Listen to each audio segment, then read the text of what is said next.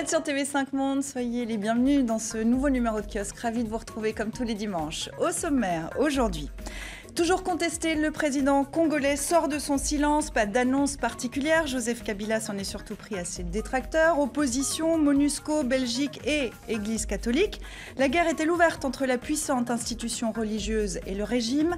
Le cardinal Laurent Monsengo représente-t-il une alternance envisageable? S'y prépare-t-il? Plaidoyer pour une mondialisation plus vertueuse au Forum économique mondial de Davos, où se sont rendus 1900 grands patrons et 70 dirigeants. Point d'orgue, le discours d'Emmanuel Macron et la visite du très protectionniste Donald Trump dans ce haut lieu du multilatéralisme. Que retenir de cette 48e édition ? La Belgique et la France durcissent leur politique migratoire. Comment allier humanité et fermeté, un élément de langage des deux côtés de la frontière? La question migratoire se joue à l'échelle du continent. Comment en finir avec les différences notoires entre le nord et le sud, l'est et l'ouest? Les migrants sont-ils les bienvenus en Europe? Pour commenter, décrypter et analyser cette semaine d'actualité, voici tout de suite nos kiosqueurs. Colette Brackman, responsable de l'actualité africaine et plus particulièrement de l'Afrique centrale au quotidien belge Le Soir, où vous tenez un blog également. On vous doit notamment, avec Thierry Michel, le documentaire L'homme qui répare les femmes, un portrait du docteur Mukwege. Shoshana Fine, docteur en sciences politiques et relations internationales à Sciences Po Paris, spécialiste des migrations, en particulier en Europe et aux États-Unis. Vous êtes consultante pour diverses organisations internationales. Yann Mince, essayiste, rédacteur en chef de la rubrique internationale du service Alternatives économiques. Vous étiez précédemment chef adjoint du service Monde au quotidien La Croix. Et puis Ousmane Diaye, rédacteur en chef Afrique à TV5 Monde, auparavant responsable du service Afrique de l'hebdomadaire français Courrier International. Nous retrouverons aussi tout à l'heure notre confrère Darius Rochba de la RTS, la télévision suisse, depuis Genève. Merci à vous quatre déjà d'être ici en plateau et dès le début pour commenter et décrypter cette actualité. Si vous avez des questions, vous chez vous, vous pouvez nous en faire part, ou dans vos commentaires d'ailleurs aussi, soit sur Facebook ou alors sur Twitter avec le hashtag, le mot dièse, kiosque, on vous y attend nombreux. La parole du chef de l'État congolais est rare, très rare. Première depuis plus de 5 ans, Joseph Kabila a convoqué la presse vendredi au palais présidentiel. Le président contesté s'est adressé à ses détracteurs et notamment à la toute-puissante Église catholique. Comme en 2011, une partie de l'Église catholique avait aussi rejeté le résultat des élections.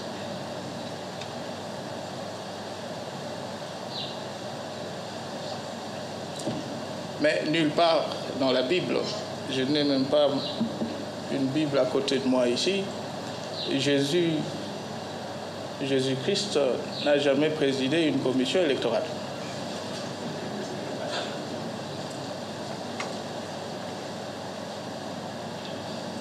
Rendons à César ce qui est à César et à Dieu ce qui est à Dieu.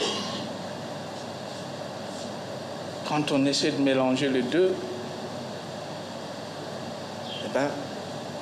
c'est dangereux. Le résultat est toujours pas clair. Alors, sous le vernis de l'humour, la critique est cinglante. Joseph Kabila a ainsi tenu à recadrer l'Église catholique. Elle n'a pas à se mêler du processus électoral, selon lui. On va y revenir. Mais d'abord, 5 ans et demi sans parler à la presse. Pourquoi Joseph Kabila est sorti de son silence, Colette ?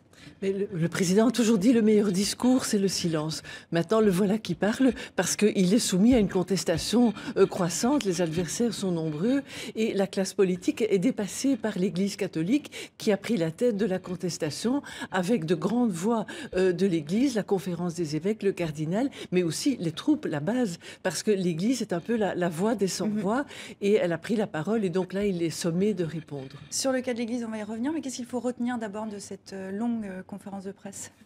C'était assez baroque sur la forme, assez surprenant parce que c'est une conférence de presse qui n'était pas annoncée ni prévue. Il y a une forme d'effet surprise qu'il a voulu, à mon avis. Après, dans le fond, il y avait de bonnes phrases bien tournées, mais au-delà des saillies, il y a quand même beaucoup de mauvaise foi. Par exemple, dans l'extrait qu'on vient de voir, quand il dit pourquoi l'Église se mêle de politique en RDC, c'est quand même bon. Il faut savoir que depuis la conférence nationale, l'Église a toujours été là et que jusqu'ici, l'Église était médiatrice.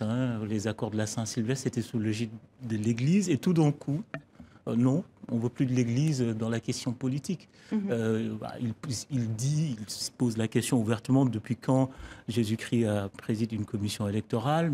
Mais Attendez, voyons.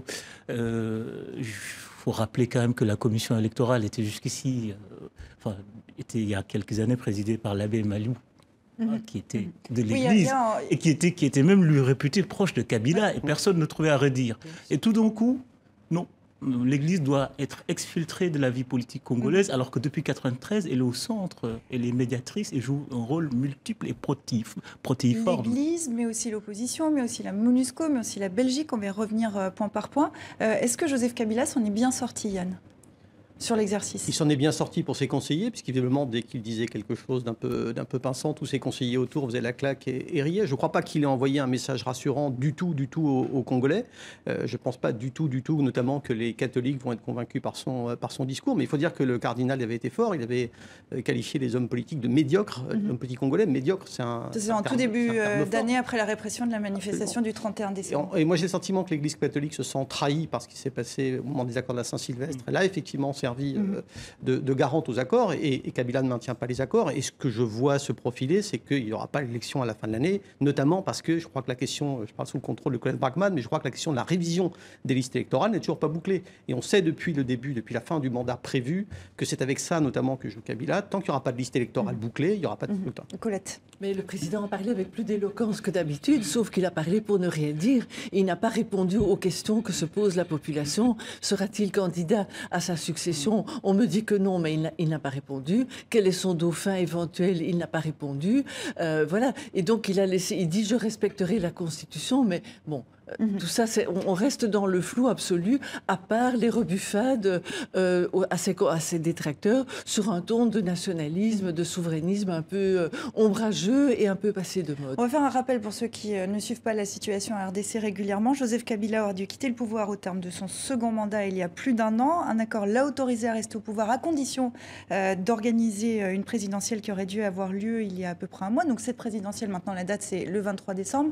Vous dites-vous, Ousmane, qu'elle n'aura pas lieu? Tout le monde est d'accord avec ça? En tout cas, c'est mal parti pour qu'elle ait eu lieu. Mais quelle est sa stratégie surtout, alors? Sa stratégie, moi je l'ignore, mais il y a une chose qui est très importante et qu'il faut vraiment souligner. En gras, il ne répond pas à la question essentielle. La Constitution lui interdit d'être candidat. Il aurait juste suffi à cette conférence de presse qu'il dise « je ne suis pas candidat, je vais respecter la Constitution » pour que une grande partie de l'attention s'apaise. Il ne le fait pas. Donc ça en dit long sur ses intentions.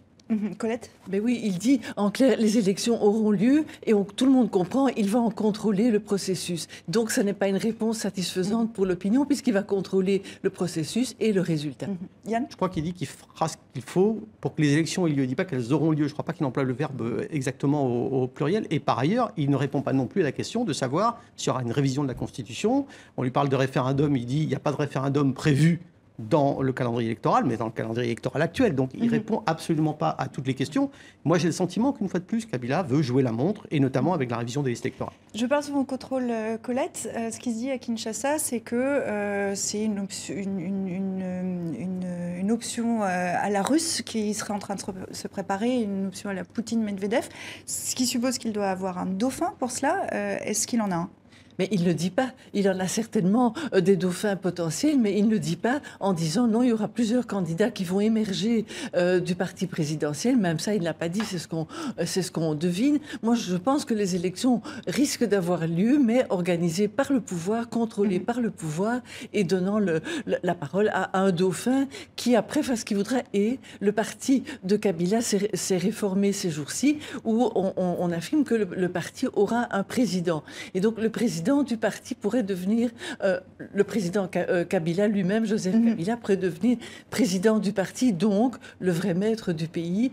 Et après ça, il fera ce qu'il voudra. Yann? Je crois qu'il y a une autre carte que Kabila peut utiliser, c'est de faire repartir la violence dans certaines régions du pays. Il a parlé du Kasaï, on sait que dans les Kivus, il y a de la violence de façon structurelle. Ça, on peut toujours, quand on contrôle une armée, des forces armées, faire repartir ce genre de choses-là. Et la deuxième chose, c'est que je ne crois pas qu'il cherche un dauphin, il cherche un homme de paille. Souvenons-nous que Medvedev-Poutine, c'était quelqu'un que Poutine voulait remplacer ensuite. Donc il ne fallait pas que le dauphin présumé en prenne trop à son aise. Ça a marché en Russie. On ne sait jamais, quand on met quelqu'un à sa place, si effectivement il va vous céder le fauteuil la fois d'après. Ça n'est pas du tout garanti. On sait qu'il y a beaucoup d'hommes politiques congolais qui ont beaucoup d'ambition. Et le problème, c'est que Joseph Kabila n'a confiance en personne. Oui. Donc on le presse de nommer un homme de paille ou un dauphin, mais l'homme de paille peut se révéler un successeur possible. Et donc il n'a pas confiance. C'est aussi pour ça qu'il ne donne pas de nom. Il y en a quelques-uns dans l'opposition actuellement qui sont d'anciens qui auraient bien voulu prendre la place. Donc on l'a vu, Joseph Kabila s'en est pris à l'Église catholique. On va y revenir maintenant. À travers le comité laïque de coordination, l'Église a bravé l'interdiction de manifester par 2 fois. Et dimanche dernier, manifestation réprimée à nouveau. Au moins 6 morts. Écoutez la réaction mardi du cardinal Laurent Monsongo. Sommes-nous dans une prison à ciel ouvert? Comment peut-on tuer des hommes, des femmes, des enfants, des jeunes et vieux, scandant cantiques religieux, munis des Bibles, chapelets, crucifix? Que veut-on au juste? Le pouvoir pour le pouvoir, ou bien le pouvoir pour le développement intégral du peuple dans la paix, la justice et la vérité? Vous le rappeliez tout à l'heure, Ousmane, jusqu'à il y a peu, l'Église catholique faisait figure de médiation. Est-ce qu'on peut parler aujourd'hui d'une guerre ouverte entre le régime et l'Église? Enfin, je pense que l'Église s'est sentie dupée parce que les accords dont elle était il y a eu la caution morale de l'Église, Kabila ne les a pas respectés. Je pense donc l'Église a basculé dans une opposition. C'est l'opposition aujourd'hui, l'Église en RDC? Oui, de fait, parce que je pense que l'opposition classique a de gros problèmes de crédibilité. Et on l'a vu aussi, l'opposition classique a peiné à mobiliser contre Kabila, il faut le dire, les journées villes mortes. Qui ont précédé les grandes marches des catholiques ont eu beaucoup de mal à fonctionner. Je pense que l'Église catholique est plus organisée, elle a une voix morale incontestée, elle a un vrai leadership, ce qui n'est pas le cas de l'opposition, qui, il faut le rappeler, on ne peut pas l'oublier, le leader historique de l'opposition est décédé, et depuis qu'il est décédé, ils ne sont même pas capables. Étienne Tshisekedi, voilà, qui était le président du Rassemblement. Jusqu'à présent, même ses successeurs n'ont pas trouvé un consensus, un modus operandi pour organiser ces funérailles. Est-ce que l'Église peut faire vaciller le régime aujourd'hui en l'état? Mais c'est plus que l'Église, c'est la base, c'est toute une génération qui apparaît, des jeunes qui ont cru en Kabila, qui ont 20 ans aujourd'hui, lui il est au pouvoir depuis 17 ans, ils sont déçus et ils veulent que ça change.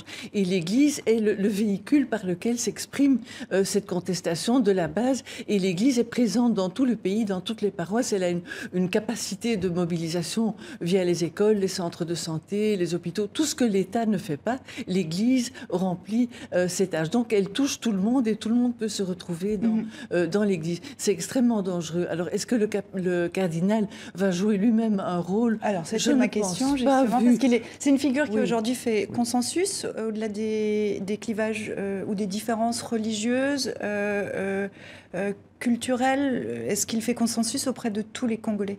Pas vraiment. Pas vraiment, mais c'est quelqu'un qui a déjà joué un rôle lorsque, au début des années 90, il a présidé la conférence nationale. Il était déjà l'homme le plus politique face à Mobutu. Il était l'interlocuteur de Mobutu, l'opposition qui drainait, qui dirigeait la conférence nationale et qui avait une certaine légalité. Est-ce qu'aujourd'hui, il veut remplacer le président? Je crois qu'il n'est plus là. Il est dans les 9 personnages les plus importants de l'Église catholique, conseiller du pape François. Donc il ne joue pas dans ce jeu-là, il n'est plus en division 1, il est dans un jeu international, si je peux me permettre. Donc il n'est plus là. Mais il a une force morale et une force politique considérable. Et c'est enfin, pour le président Kabila, un adversaire à sa mesure, ce qu'aucun opposant politique ne pouvait plus, un rôle qu'aucun politique ne pouvait plus assurer. Yann. Il faut ajouter qu'il y avait d'autres mouvements, vous parliez des jeunes, il y a le mouvement La Lucha, le mouvement Filimbi, il y avait tout un tas de mouvements de la société civile qui n'étaient pas dans les partis politiques, qui sont des gens vraiment en dehors des partis politiques. Mais là, on arrive avec le comité des laïcs de l'Église à une capacité de mobilisation, vous le disiez, beaucoup plus importante. Il faut bien voir que si on prend de façon très crue, d'une façon en termes d'organisation, la messe, c'est un meeting potentiel. Si vous convoquez les gens à la messe et ils viennent, vous pouvez ensuite les emmener manifester. Et ça se passe dans toutes les paroisses, dans tout le pays. C'est pas spécifique au Congo. Moi, je me souviens aux Philippines en 86 contre Marcos, c'était pareil. L'Église avait une capacité de mobilisation que peu de gens ont dans un pays où il y a beaucoup de catholiques, mais il y a aussi d'autres religions. C'était intéressant de voir que les leaders musulmans n'ont pas appelé aux manifestations, mais n'ont pas non plus dissuadé les musulmans congolais d'y aller. Je ne sais pas quelle a été ou quelle sera l'attitude des églises plus autochtones au Congo. Les catholiques, c'est à peu près la moitié, représentent à peu près plus. Donc, moi, je pense que Kabila a une vraie opposition pour la première fois entre le rassemblement qui partait dans tous les sens. Jusqu'ici, l'opposition, et c'est l'une des clés aussi de la crise, l'opposition congolaise a quand même failli sur un certain nombre de points. Il ne faut jamais oublier que les 2 derniers premiers ministres de Kabila sont issus de l'opposition qui a basculé. Donc, il a réussi ces dernières années à diviser durablement l'opposition. Par contre, l'Église catholique, c'est plus compliqué. C'est une force sociale organisée et l'ascendant moral de la figure du cardinal Monsengo est tellement importante que je ne pense pas que Kabila ait les moyens de diviser l'Église, bien qu'il tente. Il a quand même tenté. Donc je pense que là, il a vraiment une opposition qui se structure et qui se structure de façon solide et organisée. Alors on va penser en revue d'autres cibles des critiques de Laurent Kabila lors de cette conférence de presse, puisqu'il y en a eu passablement. Joseph Kabila, il s'est également prononcé sur les rapports tendus entre la RDC et la Belgique. Mercredi, Kinshasa a annoncé 2 mesures de rétorsion contre Bruxelles, la fermeture du consulat Schengen et l'expulsion de l'agence belge de développement. Tout ça après que l'ancienne puissance coloniale a interrompu sa coopération avec le régime. Pourquoi les rapports sont devenus aussi compliqués entre les 2 pays ? Parce que la Belgique a pris la tête disons, de l'opposition occidentale au régime Kabila. La France, l'Espagne et même les États-Unis acceptaient l'hypothèse d'élection à la fin de l'année, une solution, disons, médiane. Alors que la Belgique a été beaucoup plus nette parce que peut-être elle a moins d'intérêt économique direct que des grandes puissances. Et puis c'est tellement facile de s'attaquer à l'ancienne puissance coloniale. On brandit le fantôme de Patrice Lumumba. On a une dialectique nationaliste, c'est le maillon faible, mais c'est en même temps très dangereux, parce que supprimer la coopération belge ou la suspendre, c'est pénaliser la population congolaise. La coopération, ce sont des centres de santé, des projets agricoles dont on pénalise, et fermer la maison Schengen, qui est une maison gérée par des fonctionnaires belges, mais qui conditionne l'accès à tout l'espace Schengen en termes de visa pour les Congolais. On pénalise qui ? Les gens, les Congolais qui veulent voyager, qui doivent déjà payer un passeport $250 pour ils doivent $250, une maison Schengen qui est fermée.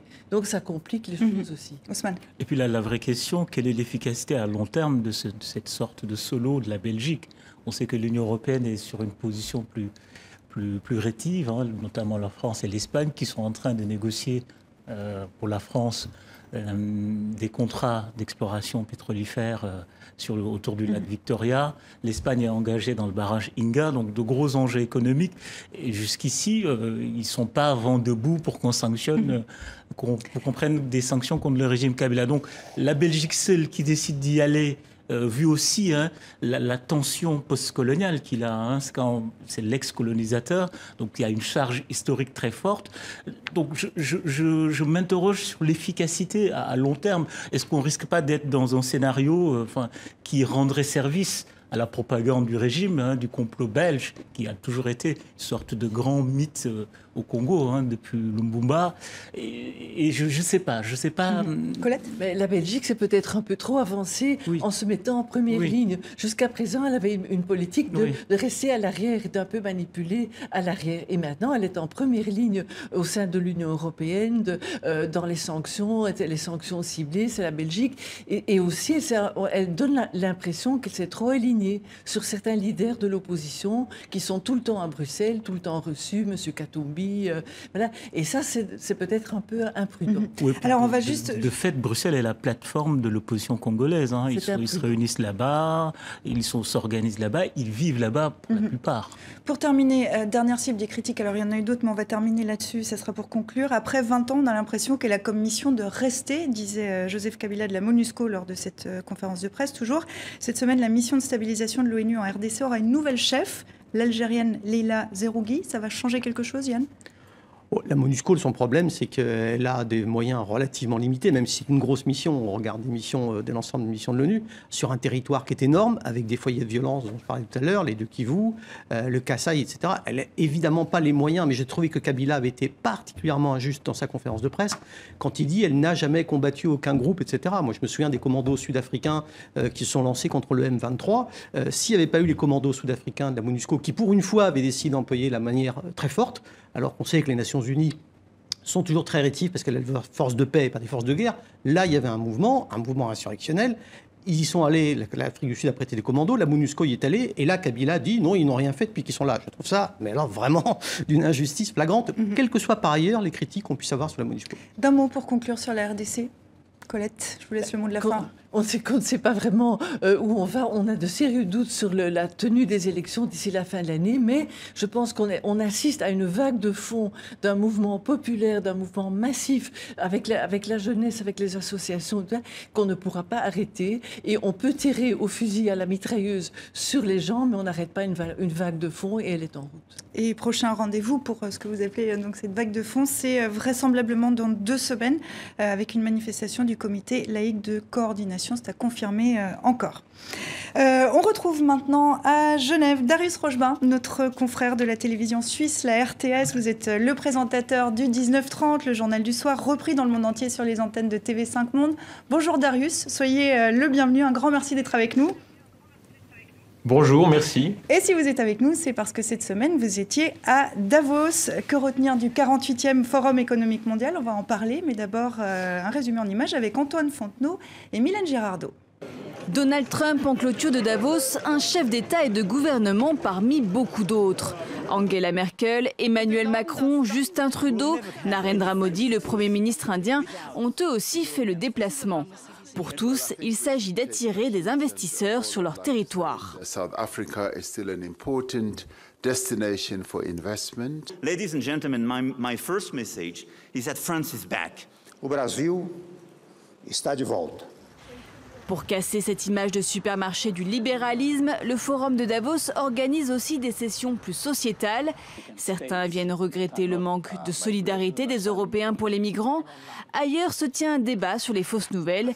Il est aussi beaucoup question du rôle des femmes. Cette année, on compte pas moins de 7 coprésidentes au Forum.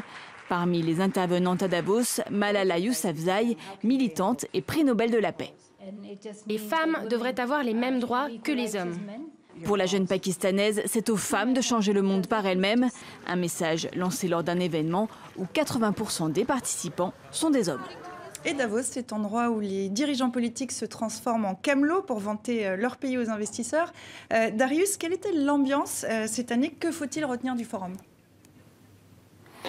Je dirais une ambiance assez optimiste. C'est vrai qu'il y a ce vent de croissance qu'on sent en Europe qui redonne une certaine confiance. L'année précédente, par exemple, la crainte d'un renouveau nationaliste, souverainiste était beaucoup plus forte. Cette année, il y a ce petit parfum de la croissance qui donne le sourire à beaucoup de gens, y compris au chef d'État, et qui a dopé certaines interventions, dont celle d'Emmanuel Macron. Alors, vous restez avec nous, hein, Darius, évidemment. Shoshana, qu'est-ce que vous retenez de ce forum? Je retiens qu'en fait, on va en continuité de pratiques et de discours. Ce qui était intéressant avec Macron depuis le début de sa présidence, on a vraiment vu très explicitement un double discours. Donc, il a parlé avec un discours de ce qu'on peut appeler social-démocrate. Il a parlé d'un besoin de décroître les inégalités. Il a souligné la nécessité de renforcer les biens communs. Et en même temps, il fait exactement le contraire en France, dans les politiques qu'il met en place en France. Donc, on voit véritablement une attaque vis-à-vis de l'État-providence en France. Justement, il a souligné la nécessité de renforcer l'éducation, la santé, la sociale. Et c'est toutes ces dimensions qu'il a attaquées en France. Alors, Emmanuel Macron, on va y revenir largement parce que je crois qu'il a marqué ce forum. Mais avant ça, Darius, j'ai lu que cette année, l'inquiétude venait du fait qu'il n'y avait pas assez d'inquiétude, ironisait une participante. Il y a une vraie réponse à cette crainte de montée du populisme qu'on sentait l'année dernière? Bon, disons, la présence d'Emmanuel Macron, la présence de Justin Trudeau, cette image de chefs d'État qui ont d'une certaine manière tourner cette page-là redonnait, c'est vrai, de l'espoir à beaucoup de gens, c'est-à-dire la victoire de Macron contre Marine Le Pen, le fait qu'il y ait cette Europe-là, ça ne fait pas oublier l'autre Europe, celle de l'Europe de l'Est ou du centre-Est, qui est évidemment beaucoup plus nationaliste, mais cette Europe-là, plus jeune, libérale, très assumée, qui en plus a de la chance de la croissance pour elle, tout ça fait un cocktail évidemment assez euphorisant et c'était très frappant dans les interventions. Je parle de Macron, mais pas seulement lui. Justin Trudeau était effectivement l'autre exemple de ça. Est-ce qu'on peut dire que cette année, le Forum a donné un coup de pouce à cette Europe en la mettant en évidence et à l'honneur? D'ailleurs, vous savez, le fondateur du Forum, Klaus Schwab, est très suisse par beaucoup de côtés, donc il dit neutralité, moi je ne favorise pas un camp, une idée, un chef d'État, etc. Mais il dit quand même, je favorise l'idée européenne, la vieille idée libérale que la libre circulation des biens, des personnes, des idées, c'est bien à la fin pour la démocratie et ça profite à tout le monde. Et ce message-là, il est évidemment porté par les interventions dont on parlait tout à l'heure. Yann ? Je crois quand même qu'il y avait quelqu'un qui était au forum mais qui ne pouvait pas autant être optimiste là-dessus, c'est Angela Merkel. Quand on pense effectivement la vague populiste semble arrêter en France, mais pas en Allemagne. Quand on voit le score de l'AfD, c'est un score très surprenant pour un pays comme l'Allemagne qui a été quand même un score puissant, certes. Ça n'empêchera peut-être pas la constitution d'une grande coalition en Allemagne, mais ça a quand même été un élément important. Et le gros chaînon manquant, si je puis dire, dans le renouveau de l'Europe de cette histoire-là, c'est effectivement qu'on ne sait pas ce que va avoir comme marge de manœuvre Merkel. Macron peut faire de tirer des plans sur la comète, sur l'Europe de demain, etc., etc. Il faudra attendre de voir ce qu'il a comme interlocuteur. Et ça, c'est pas fait. Darius ? Et vous avez raison, l'Allemagne et l'Autriche. L'Autriche, c'est quand même extrêmement frappant. On a une droite nationaliste qui est présente dans un gouvernement. Ça provoquait le scandale au temps de Haider. Aujourd'hui, ça passe à peu près comme ça. Donc c'est vrai qu'il y a ces deux mondes. Et ces deux mondes, d'ailleurs, étaient présents à Davos, puisque le monde nationaliste était représenté par Donald Trump. Et il a ses soutiens, et il a ses appuis, et il a ses fans. D'ailleurs, on voyait vraiment deux claques un peu dans la presse internationale, sur Twitter, dans les réseaux, etc. La claque, disons, du monde libéral, Macron, Trudeau, etc., progressiste, et puis la claque du monde nationaliste qui se faisait entendre aussi, hein, qui disait « Bravo Trump », cette tonalité-là, elle doit aussi se faire entendre. Shoshana. Oui, je pense que c'est assez dangereux. Donc, on a vu dans le discours de Macron qu'il a dit on a deux choix. En gros, soit on a le choix de néolibéral, soit on a le choix des extrémistes. Déjà, je trouve que c'est un discours qui est très problématique et très binaire et un manque de profondeur. Mais deuxièmement, je pense que c'est très important de souligner qu'ils ne sont pas si différents que ça, à mon avis. On a beaucoup entendu que le discours, par exemple, de Trump était très différent. Il était un peu la personne exclue de club de Davos. Mais moi, je dirais qu'il faisait tout à fait partie de ce club des capitalistes.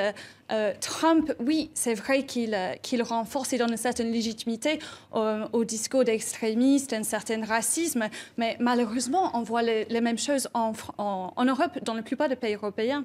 Colette et puis Yann ensuite. Oui, ce qui me frappe, c'est que l'Europe semble avoir repris confiance en elle et elle l'exprime face à Trump, face au reste du monde. Mais par ailleurs, elle vit une défaite morale qui est celle de la crise migratoire à laquelle elle n'a pas de solution. Donc, quelle est la crédibilité de cette confiance, de ce discours émis à Davos ? Il me semble qu'il y a un individu qui était à Davos qui fait la jonction entre les deux, qui avait un discours très libéral sur le plan du commerce, etc., mais qui a une pratique très nationaliste chez lui. C'est Narendra Modi, le Premier ministre indien. Le Premier ministre indien, c'est vraiment l'incarnation d'un discours à l'interne extrêmement nationaliste, extrêmement hindouiste en plus, donc un discours potentiellement très dangereux pour la cohésion de l'Inde. Et en même temps, alors sur le plan du business, c'était tout à fait Macron compatible, effectivement. Et on a ces deux choses-là qui sont... C'est pas aussi clair que ce soit toujours séparé chez les chefs d'État qui étaient présents, mais il faut bien se rendre compte, et j'étais frappé de ce point de vue-là par le début du discours de Macron et par le début du discours de Trump, Davos, c'est d'abord et avant tout pour un chef d'État la danse du ventre devant des investisseurs potentiels. On parle des affaires politiques après, mais on commence par dire mon pays est très beau, on peut faire du business, etc. Et justement, France is back, la France est de retour, c'est ce qu'allait dire Emmanuel Macron à Davos. Vous l'avez interviewé, Darius, quelle impression vous en avez gardé ? Comment il a été perçu au forum ? Bon, c'est une révolution culturelle. C'était extrêmement frappant. Moi, j'avais suivi pendant le voyage de François Hollande à Davos. J'avais interviewé François Hollande avant qu'il arrive. Et il se sentait obligé de dire « Moi, j'arrive, mais attention, je ne vais surtout pas me soumettre à l'esprit de Davos. L'argent, il faut s'en méfier. » C'était la vieille idée de Mitterrand, vous savez, l'argent qui corrompt, etc. Là, un autre monde complet. On a un président qui parle anglais, il a fait son discours moitié en français, moitié en anglais, qui parle vraiment au monde du business, qui bien sûr dit il faut protéger les faibles, etc., mais qui dit quand même oui, il ne dit pas oui mais, il dit vraiment oui à la libéralisation, oui aux investisseurs. En plus, il a fait ce coup assez culotté d'organiser, vous savez, un pré-Davos, c'est-à-dire à Versailles, le lundi, Versailles, oui. Une sorte de pré-Davos. Voilà. Les gens de Davos, au début, d'ailleurs, étaient un petit peu inquiets de ça. Et en réalité, ça a pas mal marché, du point de vue français en tout cas. Et on a vu arriver une France qui était vraiment très, très, très différente de la France telle qu'on la concevait, notamment en Suisse. Vous savez, en Suisse, il y a cette vieille idée que les Français sont jaloux. Ils n'aiment pas les riches, ils se méfient de la libéralisation. C'est les Français, vous savez, qui raient les voitures un peu trop chic dans les rues de Paris. On ne peut pas aller avec une voiture trop chic dans les rues de Paris. Ça, dans l'esprit des Suisses, c'est assez présent. Et on voit là une autre France arriver. Une France qui dit, oui, la réussite, c'est bien. Oui, l'argent, c'est bien, pour autant qu'il soit un peu partagé, etc. Et ce discours tout à fait neuf, il a vraiment porté à Davos. J'entendais les hommes d'affaires autour de nous, il y a beaucoup d'anglo-saxons, vous savez, présents à Davos, qui étaient assez prévenus contre les Français. En général, ils disent les Français, ils parlent de manière libérale, mais ils agissent de manière étatiste. Et pour l'instant, ce ton a vraiment changé et ça a vraiment impressionné, disons, les chefs d'État et les hommes d'affaires qui étaient là à Davos. Tout le monde est d'accord avec Darius, révolution culturelle vraiment au niveau de la France ? Ouais, moi, il me semble qu'il y avait un discours effectivement business-friendly, comme l'a dit lui-même d'ailleurs Macron dans son discours. Et il veut montrer que la France n'est pas le cauchemar socialiste qui angoisse les lecteurs du Financial Times ou du Wall Street Journal, qui sont les journaux lus par les chefs d'entreprise. Cela dit, moi, j'étais frappé par le fait qu'il explique aux chefs d'entreprise qui sont là, votre intérêt de long terme, c'est qu'il n'y ait pas trop d'inégalités, c'est que le réchauffement climatique soit combattu, etc. Il leur parle de long terme et je ne suis pas sûr qu'un certain nombre d'entre eux aient une vision de si long terme que ça. Je pense que beaucoup de chefs d'entreprise, y compris les très grandes entreprises, ont une vision beaucoup plus à court terme là-dessus. Et d'ailleurs, les mêmes qui applaudissent ces discours sont les mêmes qui applaudissent les coupes, les réductions d'impôts sur les sociétés que promet Macron et qu'a effectué Trump. Je vous voyais sourire, Ousmane. Je trouve qu'il est décidément assez doué. Hein. Ce décalage me surprend. Autant il est en difficulté à l'interne en France sur la question migratoire et cette difficulté même au sein de sa majorité à faire passer une politique qui est quand même de fait une politique de fermeture.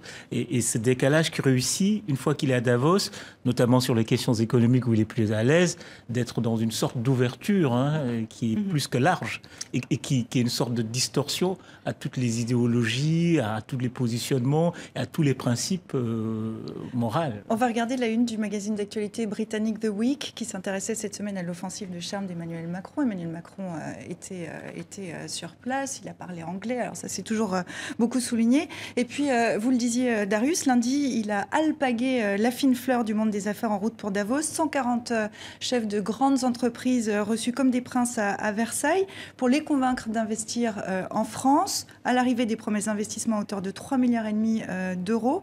C'est une opération séduction réussie, Yann ? Je pense que c'est une opération séduction réussie, mais c'est surtout...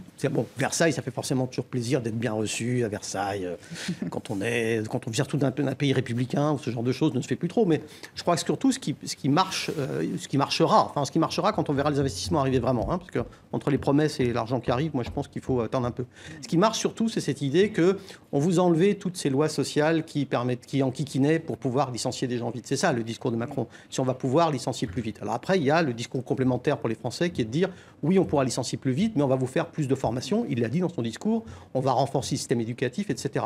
Donc pour l'instant, il a fait la première partie. Les Français attendent de voir la deuxième. Mais ce qui intéresse les investisseurs, c'était la première. Et ça, c'était le message qu'il a donné à Davos. Mais est-ce que la France est vraiment redevenue attractive en quelques mois ? Parce que ça fait 7 mois qu'il est au pouvoir. Mais la France a toujours été relativement attractive pour les investisseurs étrangers. Ce n'est pas un pays qui est fui par les investisseurs étrangers. Il ne faut pas non plus exagérer. Darius ?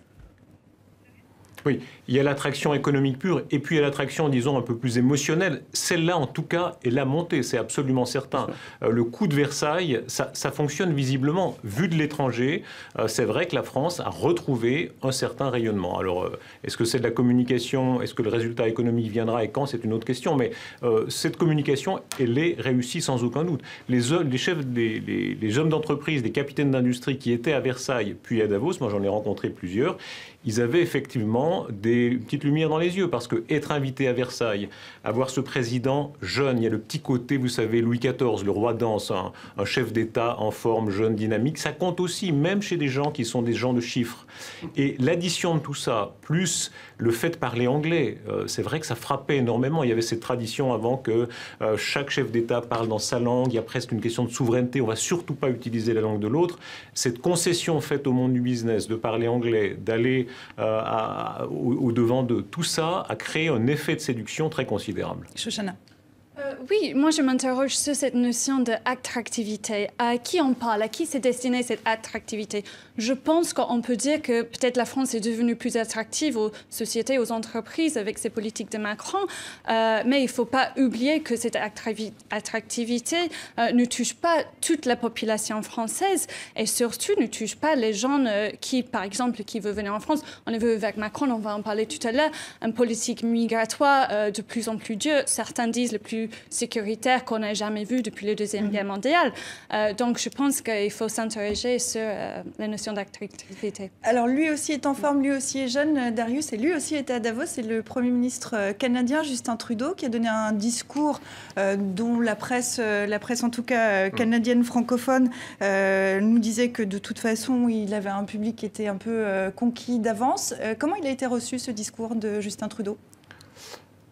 Oh, Trudeau, c'est l'homme de la séduction. Lui aussi, il utilise évidemment, bon, c'est un peu plus habituel pour lui, le français et l'anglais.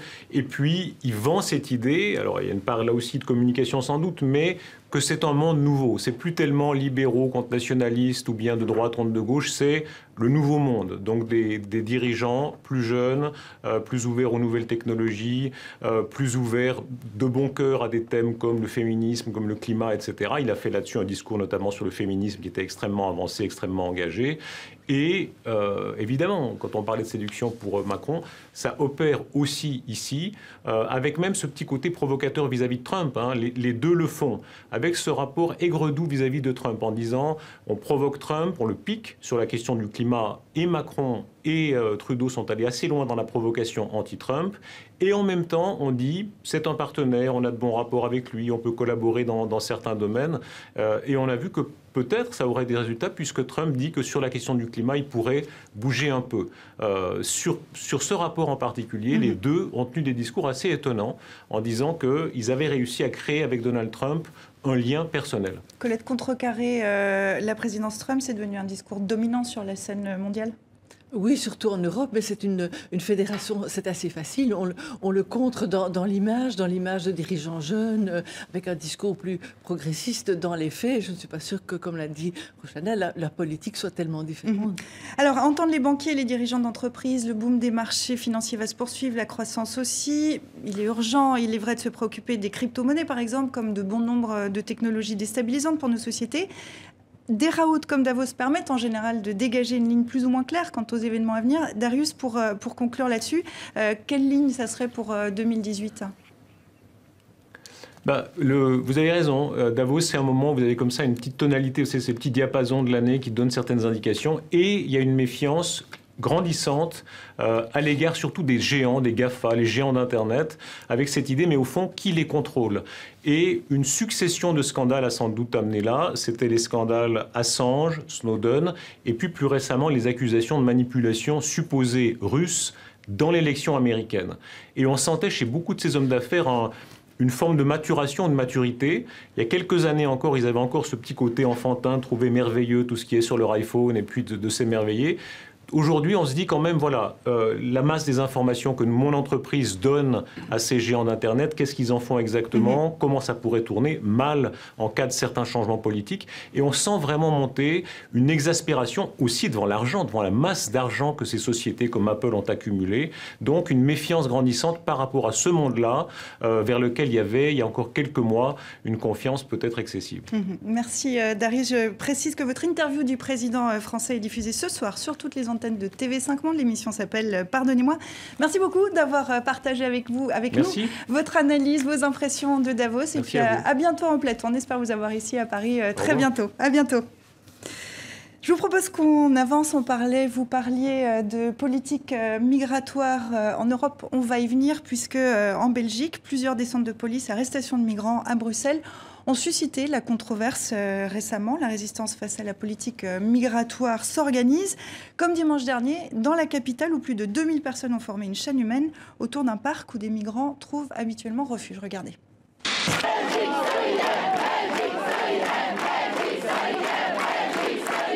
Ça fait partie de notre culture, la solidarité, et puis la résistance aussi contre les frappes de police parce qu'on ne doit pas se laisser faire. Ça ne devrait pas être les citoyens qui doivent poursuivre sans cesse toutes les actions qui sont faites contre les étrangers pour arriver à les défendre. Ça devrait être les politiciens qui écoutent les messages des citoyens quand ils se mobilisent. La solidarité n'est pas punissable, même s'ils essayent de faire peur, notamment avec des projets de loi, un projet de loi qui va être débattu cette semaine au Parlement, avec des visites domiciliaires chez les sans-papiers, mais aussi chez un tiers qui héberge le sans-papier. On essaye de distiller la peur. Nous n'avons pas peur et nous allons continuer à nous battre pour une politique migratoire juste et humaine. Solidarité avec les sans-papiers du monde entier. Colette, est-ce qu'il y a une sensibilité particulière, une solidarité particulière en Belgique par rapport à d'autres pays sur cette question des migrants ?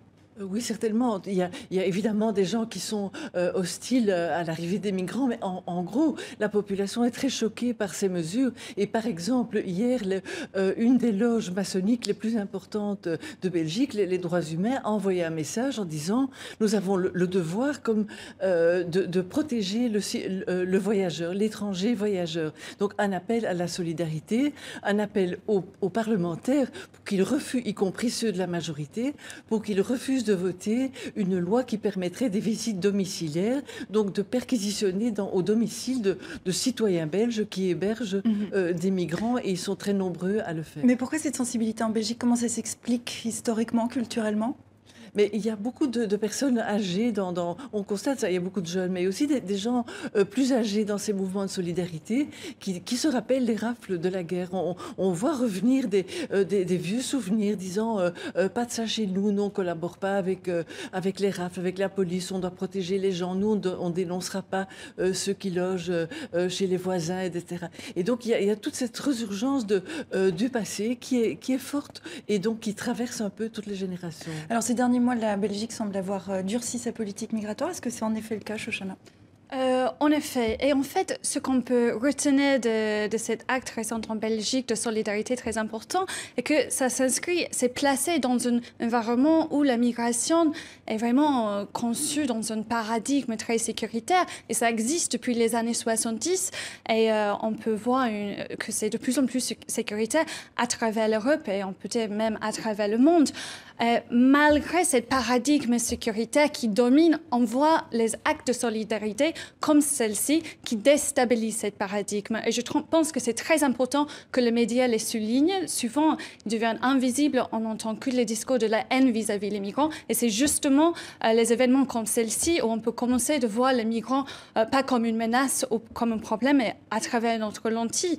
Malheureusement, ce qu'on peut voir de l'autre côté est des efforts de différents gouvernements. On voit ça en France, on voit ça en Belgique, et ce qu'on appelle le délit de solidarité, des efforts de criminaliser ces actes de solidarité. Et ça, c'est très dangereux quand on est dans un espace soi-disant démocratique, quand on veut criminaliser l'hospitalité. Ousmane ? Enfin, moi, je ne cesse de m'interroger sur cette sorte de cécité des politiques migratoires européennes. Enfin, on le sait, je ne crois pas. On peut surveiller, punir, réprimer, mais je ne crois pas qu'on puisse trouver une solution à la question qu'on appelle ici en Europe la question migratoire en Europe. Je pense que la question fondamentale, c'est pourquoi les gens partent. La peur, la sécurité, la répression ne peut pas aller faire... on est dans des logiques tellement compliquées de l'autre côté des pays d'origine que c'est pas la peur. La répression n'a aucune prise sur cette vague de migrants. Je rappelle quand même que, pour prendre un exemple très concret, la vague précédente, ce qu'on a appelé la vague des pirogues qui partaient des côtes du Sénégal pour atteindre l'Europe. C'est très simple. Pour moi, il faut quand même revenir aux conséquences. C'est-à-dire, la plupart, c'est des pêcheurs. Pour un pays comme le Sénégal, accord de pêche avec l'Union européenne, donc responsabilité de l'Europe. Conséquence des accords de pêche, Parce que les pêcheurs locaux ne pêchaient plus suffisamment de poissons, donc appauvrissement encore plus grande. Et puis bon, faute de solution, il y a un slogan qui a émergé qui s'appelait Barça ou Barsac, l'Europe ou la mort, donc atteindre les côtes européennes ou la mort. Donc première question, il y a des rapports économiques inégalitaire qui fait que voilà, les gens partent. Donc si on ne s'attaque pas à ce type de problème précis, la question des accords économiques, etc., on ne trouvera pas la solution en réprimant. Mais est-ce que là, il n'y a pas un changement, justement, on se souvient d'Angela Merkel qui fait venir des chefs d'État africains en Allemagne, c'était il y a à peu près un an, dans l'idée justement d'intéresser des investisseurs. Est-ce qu'il n'y a pas une prise de conscience maintenant en Europe à ce niveau-là? Oui, mais avant même, moi je trouve qu'avant même d'aborder la question économique, il faudrait quand même que les engagements en termes, par exemple, tout simple, il y a un engagement des pays de l'Union européenne en termes d'aide au développement. Aucun pays européen n'a respecté cet engagement. Yann? Et ensuite Shoshana? Il y a d'abord un fantasme qu'on a entendu encore dans la bouche de Gérard Collomb, ministre français de l'Intérieur, sur l'appel d'air. En gros, vous avez des systèmes où les gens sont traités dignement, ce que prétend faire le gouvernement français, et tout d'un coup, tous les gens à l'autre bout du monde se diraient « Ah, il y a un système génial, on va venir en France parce qu'il y a un système d'accueil pour les migrants qui est à peu près correct. » C'est n'importe quoi. Ouais, c'est ce que disait Ousmane. C'est pas pour cette région-là que les gens partent, d'une part. Et d'autre part, il y a une deuxième idée qui est qu'il faut favoriser le développement des pays d'origine pour que les gens ne partent plus. Les spécialistes de la migration le disent tous. Si on favorise le développement des pays d'origine, au début en tout cas, ça veut dire qu'il y a plus de gens qui ont les moyens de partir, parce que le niveau d'argent monte, et il y a plus de gens qui ont les moyens de partir. Parce que pour partir, pour traverser le Niger, la Libye, la Méditerranée, l'Italie, etc., pour arriver jusqu'à la frontière française, ça coûte très cher. Donc si on fait monter le niveau, au début, il faut se faire à l'idée qu'il va falloir, d'une façon ou d'une autre, accepter que les flux migratoires vers l'Europe vont être plus importants. Et ça, c'est ce à quoi, l'opinion publique et les politiques ne se résignent pas, parce qu'il y a le fantasme que ça va déclencher le vote xénophobe et qu'on aura de plus en plus de votes d'extrême droite s'il y a de plus en plus de migrants. Alors, Ousmane, rapidement, et ensuite Shoshana. Compléter sur l'appel d'air, qui pour moi est un mythe politique en Europe. Enfin, tout le monde sait qu'aujourd'hui, la première vague, par exemple, des Africains, ils immigrent d'abord en Afrique. L'Europe n'est pas la première destination. Il faut arrêter avec ce mythe que l'Europe va être envahie, les Africains émigrent d'abord en Afrique et dans les pays du Sud. Shoshana? On parle tous comme si c'est une évidence que l'immigration, c'est un problème. Les migrants ne sont pas forcément un problème. Si on prend le cas de l'Europe, c'est vrai que la plupart des migrations sont sud-sud, mais ceux qui viennent en Europe, l'Europe a besoin d'immigration. On vit dans un continent de vieillissement, donc on a besoin de migrants pour faire vivre les systèmes de retraite, par exemple. On a besoin d'immigration dans certains secteurs où il y a un manque de main-d'œuvre, ou par exemple, souvent les Européens ne veulent pas eux-mêmes faire ce type de travail.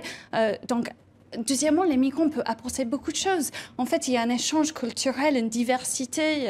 Il faut mettre en valeur cette diversité et pas voir ça comme une menace à nos sociétés qui sont toujours en évolution. Donc, il faut valoriser cette évolution. Sur les migrants, Colette, donc, il y a ce projet de loi en Belgique qui vise à autoriser les forces de l'ordre à mener des perquisitions, soit chez les migrants en état de situation illégale ou alors chez même les hébergeurs.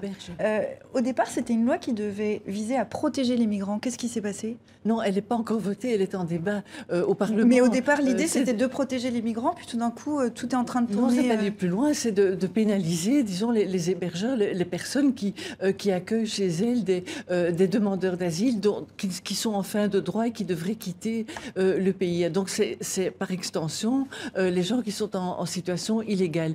Et donc, il y a une forte opposition parce que les gens le vivent comme une atteinte à l'inviolabilité du domicile, à la vie privée. Donc, ça touche profondément les citoyens. Alors, deuxième chose, cette semaine, il y avait une grosse polémique en Belgique entre le président du plus important parti flamand, M. De Wever, qui a expliqué que l'afflux de migrants allait mettre en péril les acquis de la sécurité sociale en Belgique. À quoi Manet, M. Manet, le ministre du Parti socialiste, a totalement démenti en disant que au début, lorsque les migrations ont commencé, les importations de main-d'œuvre ont commencé en Belgique, c'était le patronat qui voulait libéraliser parce que le pays avait besoin de main-d'œuvre et que maintenant on assiste à un renversement des positions et qu'au contraire, comme l'a dit Shoshana, l'arrivée de migrants, de forces de travail pouvait être tout bénéfice pour un pays dont la démographie est en déclin. Ce que vous nous dites en filigrane aussi, c'est qu'il y a une instrumentalisation de ces questions